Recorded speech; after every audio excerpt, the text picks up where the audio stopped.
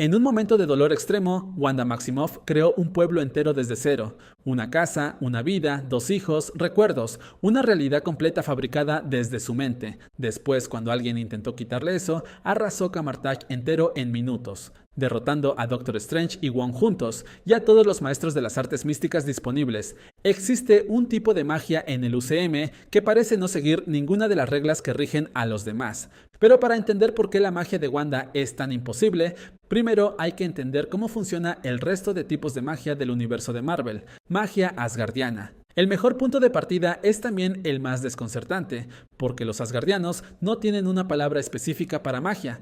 Para ellos no existe esa distinción. Cuando Jane Foster analizó una construcción asgardiana en la Tierra Oscura, lo describió como un generador de campo cuántico. Los asgardianos lo llaman un forjador de almas. Ninguno está equivocado porque están describiendo exactamente lo mismo desde 2 marcos de referencia diferentes. Lo que para la Tierra es tecnología mística, para Asgard es simplemente ingeniería, ciencia tan avanzada que desde fuera resulta indistinguible de la magia. Pero hay asgardianos que van mucho más allá del uso cotidiano de ese campo. Frigga fue quien desarrolló las habilidades de Loki, y aunque casi nunca la vemos en combate real, Loki describe lo que era capaz de hacer con un respeto que dice más que cualquier demostración. Heimdall podía ver cualquier punto de los 9 reinos simultáneamente. Odín, encima de todo eso, accedía a la fuerza Odín, que combina energía cósmica con su propia fuerza vital, lo que explica por qué podía quitarle los poderes a Thor con un simple gesto. Pero Thor es el caso más visual de todos. Mjolnir no era solo un martillo, era un conductor.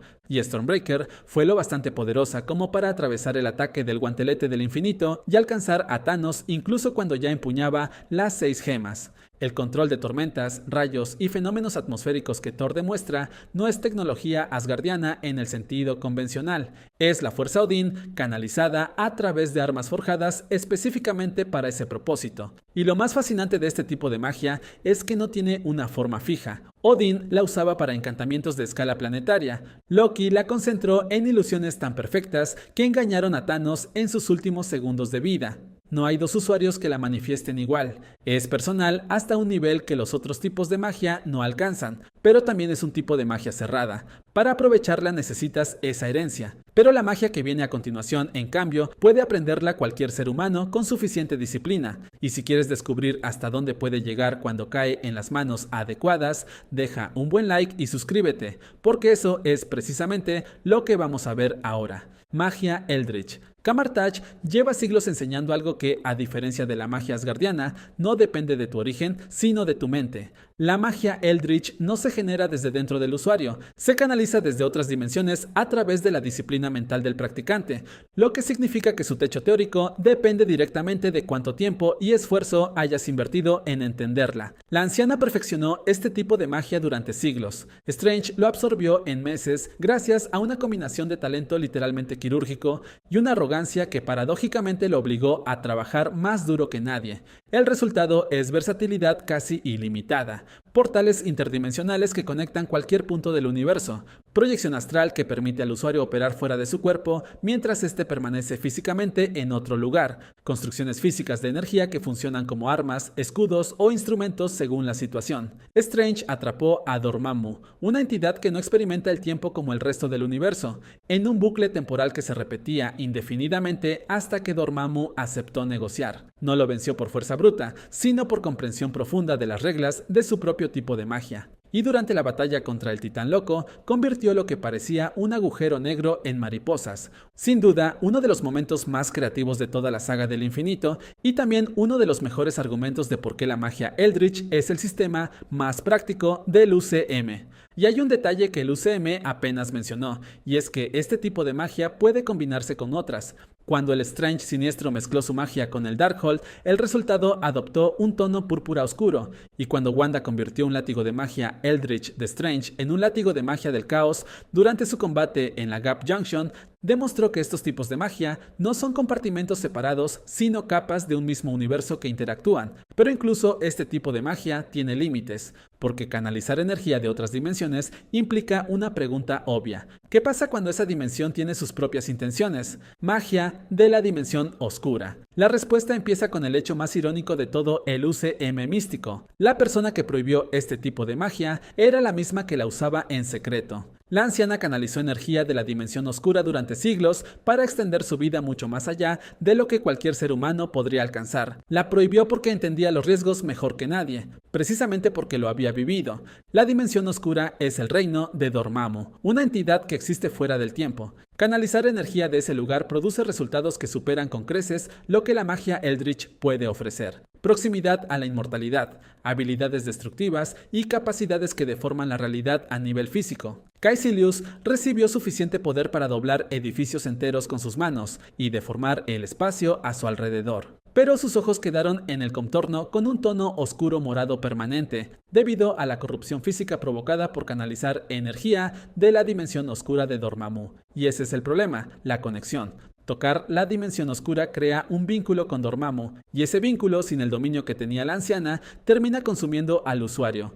Los Mindless Ones son el resultado fatal, seres sin conciencia condenados a vagar por la dimensión oscura para siempre. Los tipos de magia que hemos visto hasta ahora, la magia asgardiana, la Eldritch, la de la dimensión oscura, todos parten de una fuente externa, una herencia, una dimensión, una entidad que presta su poder. Pero existe un tipo de magia todavía más ancestral que todo eso, una que no nació ni con los dioses ni con las dimensiones, sino con el origen mismo del universo, magia cósmica. Todas las magias que hemos explicado hasta ahora parte de una idea incompleta, porque la magia más antigua del universo ni siquiera nació con los dioses. Antes de las dimensiones, antes de Asgard, antes de Camartage, hubo un instante, el Big Bang, y ese instante produjo energías primordiales que representan aspectos fundamentales de la existencia misma: el tiempo, el espacio, la realidad, la mente, el poder, el alma. No son fuerzas que alguien creó ni dimensiones que alguien exploró, son la base sobre la que todo lo demás se construyó. Los celestiales operan en esta categoría.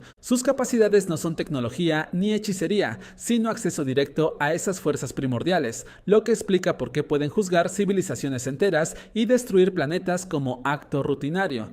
Eternity y las entidades que existen en los márgenes del UCM y que apenas han aparecido en pantalla también operan a este nivel, aunque el UCM todavía no ha explorado completamente ese territorio. Pero si esas fuerzas eran demasiado peligrosas para existir libremente, la única solución posible era encerrarlas dentro de objetos capaces de contenerlas. Descubramos ahora algunas de las reliquias de magia más poderosas de todo el UCM. Magia basada en reliquias. ¿Cuál es el objeto más peligroso de todo el UCM? La respuesta cambia dependiendo de qué tipo de peligro estemos considerando, pero lo que todas las reliquias más poderosas tienen en común es que no son simplemente herramientas, sino contenedores de fuerzas demasiado grandes para existir libremente. Las gemas del infinito son el ejemplo más extremo. No son objetos mágicos en el sentido convencional, sino aspectos fundamentales del universo en sí, y permiten controlar la realidad de formas que cualquier definición de magia debería incluir. Pero el precio de usarlas es proporcional a su poder. El brazo de Bruce Banner quedó permanentemente dañado después de un solo chasquido.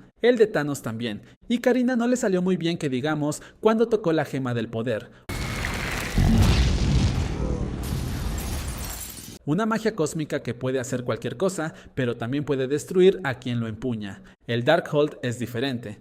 Escrito por Chthon, uno de los dioses ancianos más oscuros del universo Marvel, contiene conocimiento de magia prohibida que enseña a romper las reglas de la realidad. El Dreamwalking es solo uno de sus secretos, pero el precio no es solo el poder, es la corrupción progresiva. No solo con Wanda, sino también con el Strange siniestro, quien causó incursiones constantemente bajo su influencia hasta que los Illuminati lo ejecutaron. El libro no solo te da poder, te reescribe. La necroespada de Gore funcionó de forma similar, pero con una diferencia inquietante. Elegía activamente a su portador.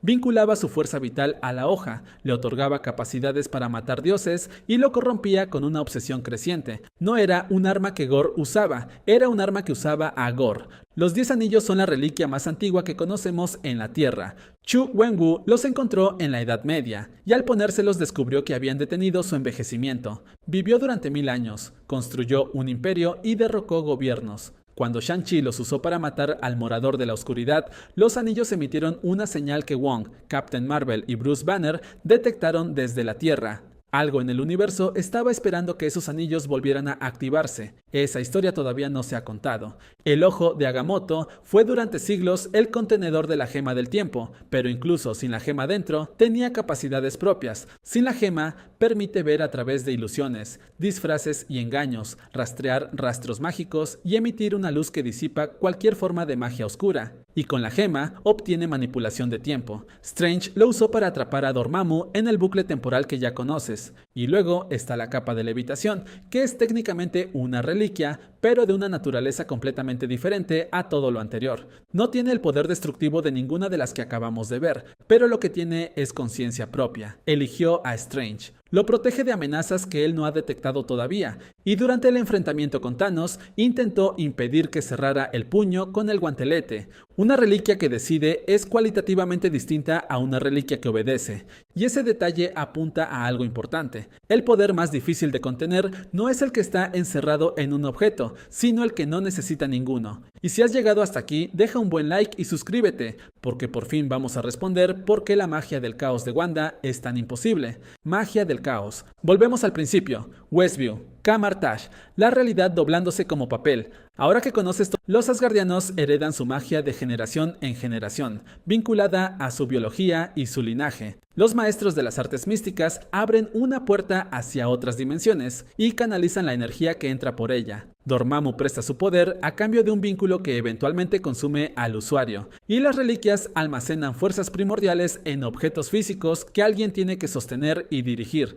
En todos los casos existe algo externo para cada tipo de magia: una fuente, una puerta, un objeto, una herencia. Wanda no hace ninguna de esas cosas. Ella es la fuente. La magia del caos produce radiación CMBR, energía remanente del propio Big Bang. Es la magia más antigua que puede existir porque su origen no es una dimensión ni una reliquia, sino el momento exacto en que el universo comenzó. Eso la conecta directamente con las magias cósmicas primordiales de las que hablamos antes, pero con una diferencia que cambia todo. Wanda no las canaliza, las es. Eso explica por qué la gema de la mente no le dio sus poderes, sino que despertó lo que ya existía en ella, algo tan primigenio que ni siquiera una gema del infinito podía haberlo creado. Y explica por qué esta magia es emocionalmente sensible de una forma que ningún otro tipo de magia comparte. No tiene filtros externos, no hay entrenamiento que la modere, ni dimensión que la regule. Es emoción convertida directamente en realidad, magia caótica como el propio nombre sugiere. Cuando Wanda construyó Westview en un momento de dolor extremo sin intención consciente, fabricó una realidad completa desde cero. Vision, Billy, Tommy, una casa, recuerdos, una vida doméstica que nunca existió,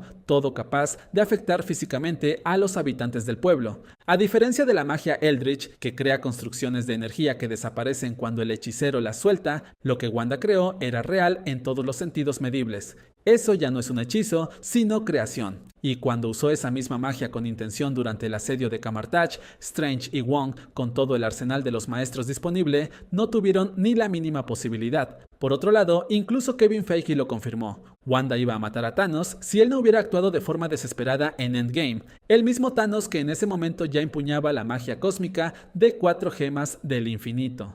Pero si la magia del caos está en una categoría poderosa completamente distinta, entonces, ¿cómo fue posible que Agatha Harkness consiguiera enfrentarse a Wanda durante tanto tiempo? La respuesta está en un tipo de magia completamente diferente que veremos ahora, y este es la brujería. Brujería. La magia del caos rompe las reglas, pero la brujería las entiende, las domina y las convierte en un arma. Comparándola con la magia Eldritch, la diferencia fundamental es la metodología, donde los maestros de las artes místicas usan disciplina mental, las brujas usan runas, encantamientos verbales y rituales específicos, lo que le da más estructura pero también más precisión en situaciones concretas. Agatha impregnó su casa con runas de protección dentro de la propia estructura del edificio, bloqueando completamente la magia del caos de Wanda en ese espacio. Y hay un detalle importante del lore: el hechizo de runas solo funciona contra la magia del caos, no contra los poderes psíquicos de Wanda, que son una categoría distinta que funciona independientemente de la magia. La brujería solo puede contener una parte de la bruja escarlata,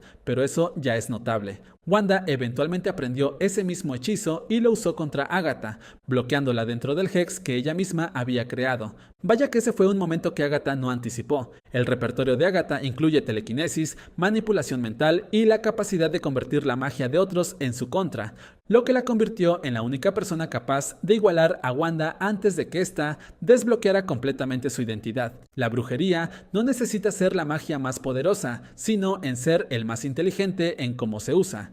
Y si pensabas que las runas y los rituales eran lo más extremo que podía hacer la brujería, no te vayas todavía porque queda un tipo de magia que se atreve a desafiar la propia muerte. Así que deja un buen like y suscríbete, porque aún nos queda hablar de la magia que por alguna razón siempre aparece cuando se habla de brujería. Esta es la nigromancia. Y cerramos con el tipo de magia que más oscuro suena, pero que en la práctica resulta ser el más limitado de todos los que hemos visto, al menos de momento. Hela lo demostró en Ragnarok cuando usó un fragmento de la llama eterna para reanimar a su ejército. El resultado fueron cadáveres funcionales sin conciencia, capaces de obedecer órdenes, pero sin la inteligencia táctica de soldados reales. La llama eterna les devolvió el movimiento, pero no la mente. Probablemente eran más débiles que cuando estaban vivos, pero el caso de Surtur al usar el mismo tipo de magia es completamente diferente. Restauración completa, conciencia incluida, poder y tamaño real devueltos. No fue reanimación, sino resurrección. La diferencia entre los dos usos de la misma reliquia sugiere que la nigromancia no tiene una forma fija. El resultado depende de la intención, la potencia del objeto y la naturaleza del ser que se está restaurando. Lo que el UCM todavía no ha explorado es la nigromancia practicada directamente por usuarios de magia sin artefactos como intermediarios. En los cómics tiene implicaciones que van mucho más allá de reanimar cadáveres, pero esa puerta todavía está cerrada, por ahora. Pero quizá el verdadero protagonista de este vídeo no haya sido la magia, sino los objetos capaces de contenerla. Y eso deja una última pregunta sobre la mesa. ¿Cuáles son los artefactos más poderosos de Marvel y qué secretos esconden? Dale click al siguiente video y descubrámoslo.